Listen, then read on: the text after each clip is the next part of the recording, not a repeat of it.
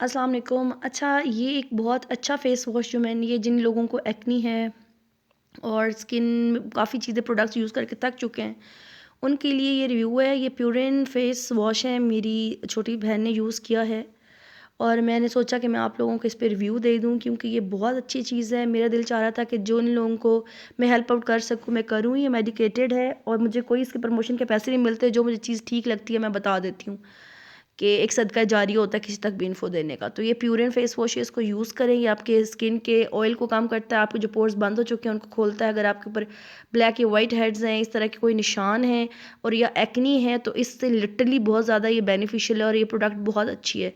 Even मेरी sister ने खुद ये यूज़ की है एंड शी सजेस्टेड मी।